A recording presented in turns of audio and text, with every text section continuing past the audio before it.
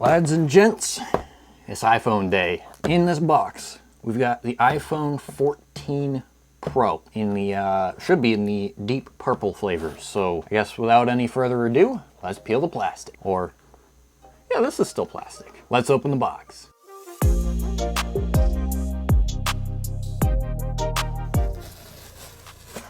All right, now I gotta figure out how to strategically do this without doxing myself. Got the box, and there it is. That's the box for the new phone. It's white this time around for the Pros. I'm not sure how much I'm a fan of that. It's still got the typical like raised, embossed cardboard. No plastic peels. Again, Apple loves the environment and hates satisfaction from plastic peels. So we'll just yank the paper. So I got the Deep Purple 14 Pro, which we already went over, 256 gig because my 128 gig 13 mini is a little claustrophobic. So without further ado, let's open the... Okay, two things I noticed immediately. That is purple. That is purple. It looks kind of blue like that. Does Bcam get it any better? Yeah, right there, that's purple. That is very purple. Also, that camera bump is absolutely fucking enormous. Holy hell. I miss the matte glass on the back of the phone. I wasn't super keen about the glossy edges, but I really miss the feel in the hand of my 12 Pro. This camera actually takes up more than half the width of the phone. Like that takes up more than half of the back width of the phone. That's ridiculous. And to think I remember people complaining, oh, the iPhone 10, that's such a huge camera bump. Why would they need something that big? Oh, if only you knew. All right, let's check the box.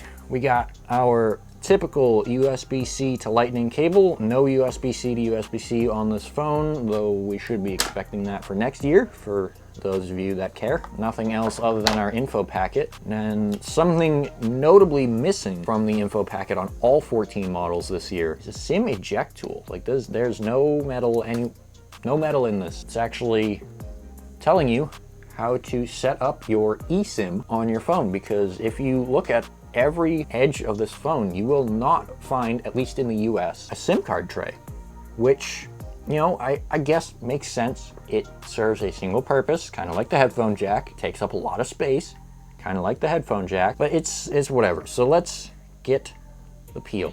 See if this new $80 Rode Lavalier Go mic picks up the peel. Oh, there it is. There's the dynamic island. Let me see, can I get it in frame properly? You can kind of see it like that. So that's the Face ID sensors in the pill, and then the camera is the little circle. So let's hit the power button and get her going. All right, there you go. There's the dynamic island in effect through software. If I tap it, it doesn't do anything yet.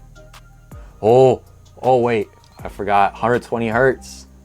Gorgeous. Oh, it's so fluid. All right, we're gonna set this up manually. Set up cellular. You can transfer a phone number from a nearby iPhone or scan a QR code provided by your carrier. I'm gonna set up later because it's an eSIM, I want to make sure everything works. Not that it wouldn't, but I wanna make sure that everything works. This phone is fully functional before I take my physical SIM and neuter it and turn it into a line of code. Get started. So there we go. That is your home screen for the iPhone 14 Pro. But we have ProMotion, baby.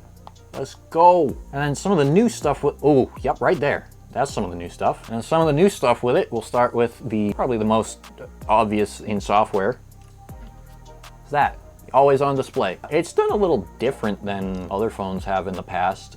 It still keeps elements of your wallpaper. It also drops the refresh rate all the way down to 1 hertz, so 1 redraw every second instead of the full 120, which would absolutely piss through your battery life. I'm definitely okay, so I was one of the people that liked the eye cutout, like the separated pill and dot, because I had a nice wallpaper that I made up in Photoshop that had used this and then said phone for iPhone. But I'm not mad. I like the dynamic island a lot more than I think I would have liked just the eye cutout. I also got a case for it, and we're gonna talk a bit about the case and accessories because they're already causing problems for me. So I obviously got the orange, gotta rep the channel, and then let's see if there's any like different type of animation for the leather case. It looks about the same as the silicone cases, but look at that, orange and purple, that's a combo. And then also, we're gonna talk, relating to the camera bump, MagSafe accessories. So if I have my MagSafe battery, there's like 3 human hairs between the camera bump and the back of the battery. That's almost prohibitive to like third-party stuff, because I know I have a third-party MagSafe battery bank and it doesn't fit. It doesn't sit flush on the back of the phone, so that's something I'm gonna have to take care of. That's a quick unboxing and looking at the iPhone 14 Pro and a couple accessories for it. I'm going to end the video and we're going to take my 13 mini. We're gonna move all the data off of it and set this up as my main everyday device. I hope you guys enjoyed. If you did, be sure to leave a like, subscribe. Let me know if you're getting any of the iPhone 14s, what size, what flavor, or are you holding out for the 15? Do you just not care and have an Android? Let me know, and I'll see you guys in the next video.